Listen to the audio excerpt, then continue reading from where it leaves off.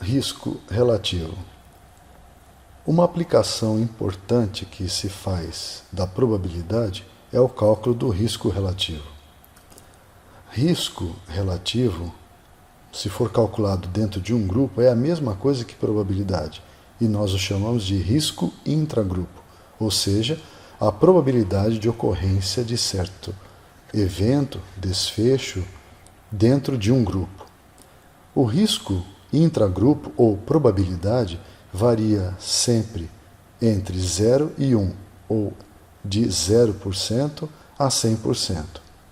O cálculo é simples. Basta pegar o número de ocorrências e dividir pelo total daquele grupo. Isso é probabilidade, que é a mesma coisa que risco intragrupo. Vamos pegar como exemplo um estudo onde se avaliou os efeitos de uma medicação para tratamento de pacientes esquizofrênicos. Essa medicação, chamada clorpromazina, foi utilizada em 416 pacientes. Desses 416 pacientes, 37 desenvolveram sintomas indicando que a droga fez mal. Os sintomas pioraram, mas 379 pacientes que tomaram a medicação não pioraram seus sintomas. E esse grupo que tomou clorpromazina foi comparado a um grupo que tomou placebo. O grupo que tomou placebo, total 212 indivíduos, 70 exibiram piora dos sintomas e 144 não demonstraram piora nos seus sintomas.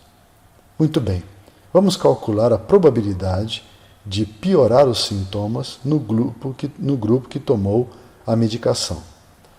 37 indivíduos que exibiram piora dos sintomas, dividido pelo total de indivíduos no grupo estudado, chegamos ao valor de 0,0885 ou 8,85%.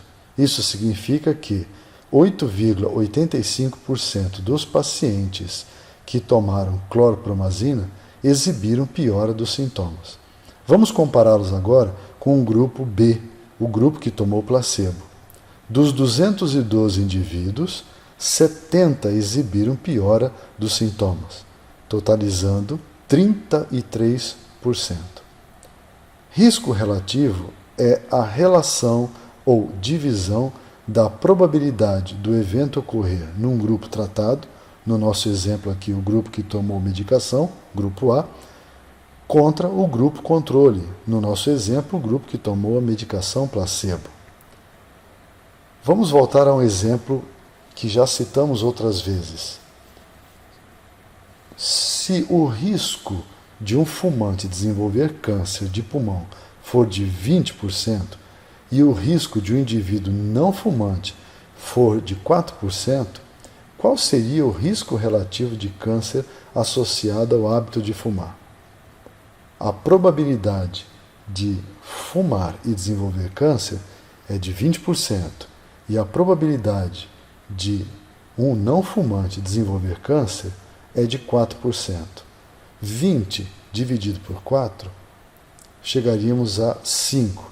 Em outras palavras, 5 vezes maior o risco de desenvolver câncer entre os fumantes do que entre os não fumantes.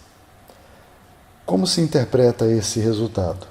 Da seguinte maneira: o risco dos fumantes desenvolverem câncer de pulmão comparados aos não fumantes seria 5 vezes maior. Vamos pegar um outro exemplo. Em um estudo, avaliou-se a mortalidade de 1.400 recém-nascidos que nasceram com baixo peso, e esses foram comparados a 1.500 recém-nascidos que não nasceram com baixo peso, nasceram com peso adequado.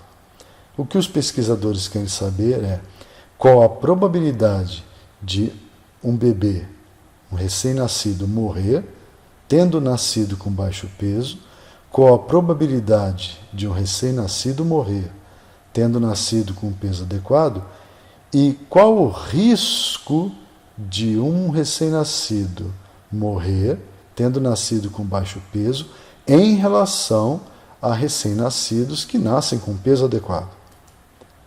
Muito bem. O grupo baixo peso, nós encontramos 182 óbitos em 1.400. Portanto, a probabilidade foi de 0,13 ou de 13%. A probabilidade de um recém-nascido com baixo peso ir a óbito foi de 13% nesse estudo. Por outro lado, no grupo de recém-nascidos que nasceu com peso adequado, 9 das 1.500 crianças foram a óbito, o que dá 0,6%. Essa foi a probabilidade de um recém-nascido com peso adequado morrer. Se nós dividirmos a probabilidade dos recém-nascidos com baixo peso irem a óbito pela probabilidade dos recém-nascidos com peso adequado irem a óbito, chegaremos a 21,7 vezes. A interpretação disso é a seguinte: o risco relativo de um recém-nascido com baixo peso morrer é 21,7 vezes maior que de um recém-nascido com peso adequado.